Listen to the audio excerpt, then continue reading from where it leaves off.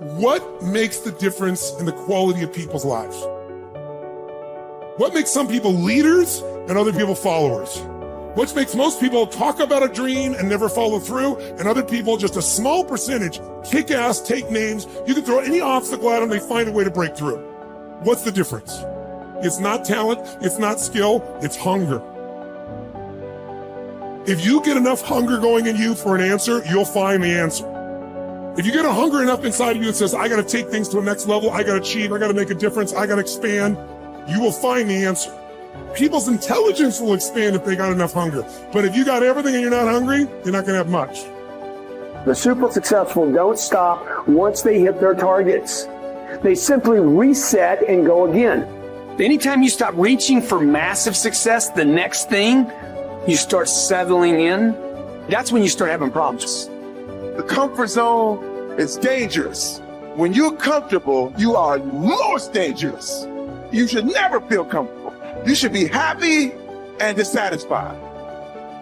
Well, you should be afraid of taking risks and pursuing something meaningful. But you should be more afraid of staying where you are if it's making you miserable. It's like you're paying a price by sitting there being miserable. You might say, well, the devil I know is better than the one I don't. It's like, don't be so sure of that. The clock is ticking. Yeah, and if you're miserable in your job now and you change nothing, in 5 years, you'll be much more miserable and you'll be a lot older. So don't be finished. Be starting. Be alert. Be ready. Be attacking. Be relentless. Let the enemy stop. Let the enemy rest. Let the enemy finish. You don't finish. Don't stop. Don't rest. Not until the enemy is completely destroyed. You are excellent. Now stop playing small. You are excellent. Stop playing small. You are excellent. Stop taking the hand that they dealt you. Take ownership. If you can get all A's in the class, do it. You don't need nobody to give you $50, $100, no pair of shoes, take you on no trip. You a grown man. Do it because you can. Stop needing a carrot. Stop needing money. Stop needing a trip. Stop needing somebody to give you a sticker on your head, and do it for the pride of who you are.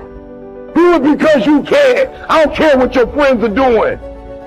When you leave, what you fighting for? What's your legacy? What you gonna do? You say you a champ, but do you practice like a champ? You say you a champ, do you fight like a champ? You say you a champ, do you have the mentality of a champ? You have to hustle. You have to get going. Get up out of your seat and move. You have to take massive action. It's hard, it sucks, it can sap you of your mental and physical energy, but you need to get going and get up after those things that you want. No one's going to do it for you.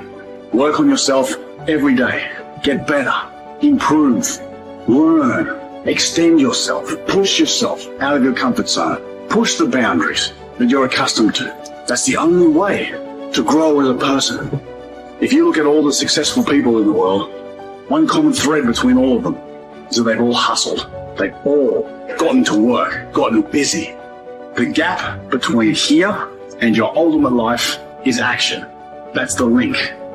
You have to hustle. You have to get out there and do what's required. What excuse do you have? What reason do you have not to? Turn this video off, get out there, and get to work. One of the things you have to understand about life is everything changes and everything ends. And that kind of sounds heavy on the front end, but it's a truth. If everything changes and everything ends, number one, it should make you appreciate what you have right now. And then my view is what's next is always better. If I make it so, it's my job to make it so. And so I think, for me, I look at it and say, when you said genius is a young man's game, I think that's total bullshit. I think passion is the genesis of genius. If you've got enough passion, you're gonna find answers nobody else does. But most people run out of fuel, meaning they get tired, they get exhausted, they get burnt out, they get, the law of familiarity. They're around something so much they take it a little bit for granted. And I've managed to see something in myself that I found in every great leader that I've ever respected, and that is, I value intelligence immensely, but I know really smart people can't fight their way out of a paper bag pragmatically, right? I'm sure you do too. what I see as the one common denominator of people that are successful over a lifetime is the sustained hunger. Hunger is the number one factor. When I see somebody, I don't care what age they are, I don't care what their background is, if they're hungry to improve, to change, to make something happen. I mean, if you look at Richard Branson, he's as hungry today in his late 60s as he was at 16 years old in that crypt starting Virgin. You know, you look at my buddy Mark Benioff, you know, he's I think in his early 50s right now. Mark is more hungry today than when I knew him 12, 14, 15 years ago when he was first coming up with the idea of, he went to one of my seminars over and over again, the UPW, you know which one. And he went there like 4 or 5 times and he was sitting in the front row, he's a tall guy, he introduced himself and said, "You've convinced me, I'm gonna leave this company I work for as an employee here, and I'm gonna go start this new company called Salesforce.com. Wow. And he says, "Tony, we're gonna do $100 million in business, and we're gonna change business." Now he's doing whatever, 30 billion right now. but it's because he hasn't lost the hunger. And I think the law of familiarity is what destroys a relationship. You get around somebody enough, you love them, but you don't have the same passion, same aliveness.